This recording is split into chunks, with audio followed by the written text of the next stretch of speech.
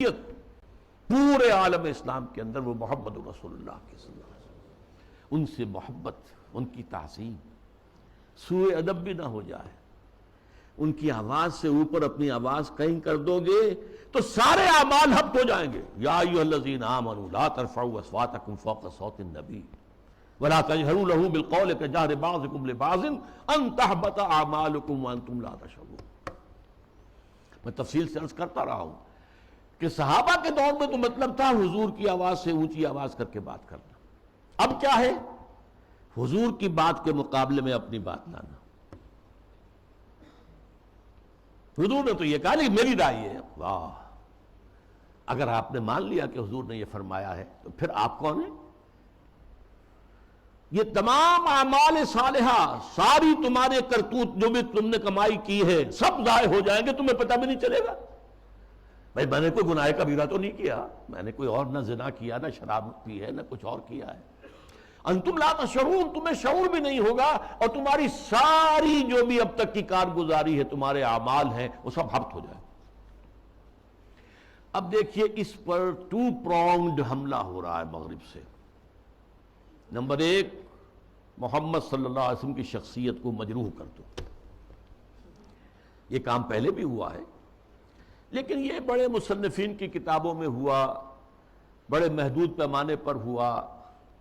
اب جو ہوا ہے آپ نے دیکھا توہین رسالت کا معاملہ، اور جتنے بڑے پیمانے پر حضور کے کارٹون بنا کر شائع کیے گئے، انہوں نے دیکھ لیا ہے، ٹھیک ہے عالم اسلام کا رد عمل کیا ہے؟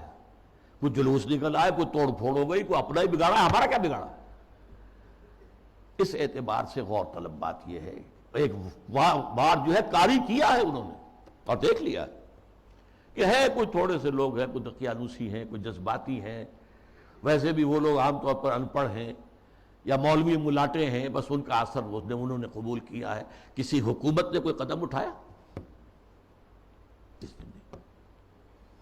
حضور کی شخصیت کو بس کر اس کا ایک بہت بڑا مظاہرہ یورپ کے کتنے اخبارات نے وہ شائع کر دی، اور کسی طرح سے کوئی معذرت نہیں۔ اور دوسرا معاملہ یہی ہے کہ حدیث کا استخفاف کرو، اور سنت رسول جو ہے وہ اس کی حجیت کو ختم کر دو۔ اب دیکھیے اس پر جو ہے تفریق بین اللہ والرسل، اس کی پشت پر پورا عالم مغرب ہے، یہودی بھی، عیسائی بھی، اور سب سے بڑھ کر عالمی میڈیا، اس سے بھی بڑھ کر civil supreme power on earth the United States of America, وہ اس کی پشت پر ارب ہا ارب ڈالر خرچ کیے جا رہے ہیں این جی اوز پر، اور ان این جی اوز کا کام کیا ہے؟ مسلم تہذیب کی بیخ کنی۔ یہ جو ہنٹنگٹن نے کہا ہے کہ یہ ذرا لوہے کا چنا ہے، اس کو چبانے کے لیے ذرا لوہے والے دانت ہی چاہیے، ان الحدید بالحدید یفلح، لوہے کو تو لوہا ہی کاٹ سکتا ہے۔ نظام تعلیم کے اندر بنیادی تبدیلیاں کر دی گئی۔ پھر آغا خان فاؤنڈیشن کو امتحانات اور نصاب وغیرہ کا معاملہ ان کے حوالے کر دیا گیا۔ یہ سارا کیا ہے؟ یہ امریکہ اور دوسری طرف عالم اسلام میں جو اس کے پٹھو بیٹھے ہوئے حکمران، پوڈلز، روشن خیالی کے نام سے اور اعتدال پسندی کے نام سے جو پرچار ہو رہا ہے، جو ایوان صدر سے پرچار ہوتا ہے، حکومت کی سطحوں پر، مختلف سطحوں پر پرچار ہو رہا ہے، اور سب سے زیادہ یہ کہ اب میڈیا کے اوپر جو پرچار ہو رہا ہے، اور میڈیا کی جو پہنچ ہے اس کا آپ اندازہ کیجیے۔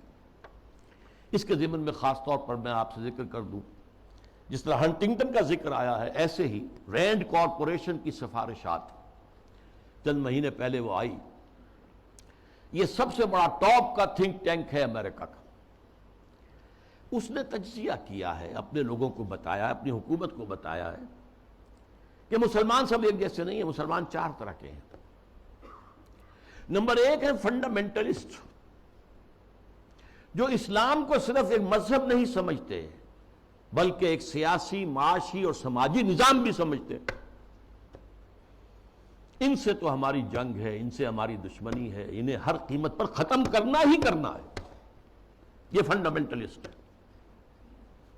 نمبر دو پر ٹریڈیشنلسٹ ہیں، روایت پسند علماء، ان کے مدرسے ہیں، قال اللہ قال رسول ہے، انہیں نظام سے کوئی بحث نہیں ہوتی، تو یہ فی نفس ہی تو یہ کوئی خطرناک نہیں ہے، لیکن اگر کہیں یہ فنڈامنٹلسٹ کے ساتھ مل جائے تو بہت خطرناک ہے۔ اس کی وجہ کیا ہے کہ انہیں جو ایکسپوژر حاصل ہوتا ہے، ہر جمعے کو لوگ آ رہے ہیں کھچے ہوئے، کچے دھاگے سے بندھے ہوئے آ رہے ہیں، اور وہاں پر ان کو جلسہ مل گیا، گفتگو ہو رہی ہے۔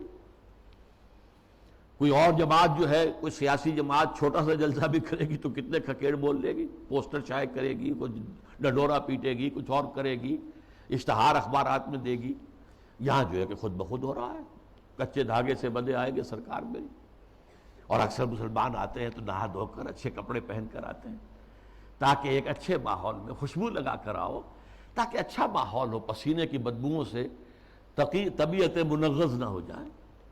تو یہ ٹریڈیشنلسٹ جو ہے ان کا ایکسپوژر بہت بڑا ہے، اگر یہ فنڈامنٹل کے ساتھ مل جائے تو بہت خطرناک ہے۔ پھر انہوں نے اس پر مشورہ بھی دیا، ان کو ان کے باہمی مسلکانہ اور مذہبانہ جو اختلافات ہیں ان کے اندر لگائے رکھو، بھڑکاؤ ان کو تاکہ اور ادھر ادھر نہ دیکھ سکے۔ تیسرے نمبر پر اس نے کہا کہ ماڈرنسٹ ہے، ایسے دانشور ہیں کہ جو اسلام کی تعبیر ایسی کر رہے ہیں اسلامی تہذیب کی کہ جو ہماری تہذیب کے ساتھ کمپیٹیبل ہے، جڑ جاتی ہے، مل جاتی ہے، وہ ہماری تہذیب کے لیے کوئی چیلنج نہیں رہتی، وہ تعبیر۔ یہ جو ماڈرنسٹ دانشور ہیں ان کی ضرورت ہے کہ ان کو سپورٹ کیا جائے، ان کی مدد کی جائے، اور خاص طور پر الیکٹرانک میڈیا میں ان کو ایکسپوژر دیا جائے۔ یہ نوٹ کیجئے، یہ ساری چیزیں جو ہو رہی ہیں، ڈانڈے کہاں مل رہے ہیں، کہاں سے آ رہی ہیں ہدایات، کس کی طرف سے پالیسی لائنز جو ہے فکس کی گئی ہیں، میڈیا پر ان کو ایکسپوژر دیا جائے، اس لیے کہ ظاہر بات ہے مسجد میں تو کوئی ان کی بات سنے گا نہیں، کون کھڑا ہونے دے گا ان کو ممبر پر، لہذا ان کے لیے ذریعہ جو ہے اس سے کہیں زیادہ وسیع اب ذریعہ ہمارے پاس میڈیا کا ہے، اس پر ایکسپوژر دو۔ چوتھے انہوں نے کہا کہ مسلمانوں میں بھی بڑی تعداد ہے جو خالص سیکولر ہو چکے ہیں، وہ تو ہمارے ہیں ہی ہیں، وہ سمجھتے ہیں کہ یہ نماز روزہ ہے تو بس انفرادی مسئلہ ہے، کوئی کرے نہ کرے، لیکن یہ ہے کہ اس کا ریاست سے، حکومت سے، قانون سے، تہذیب سے، تمدن سے کوئی راستہ نہیں۔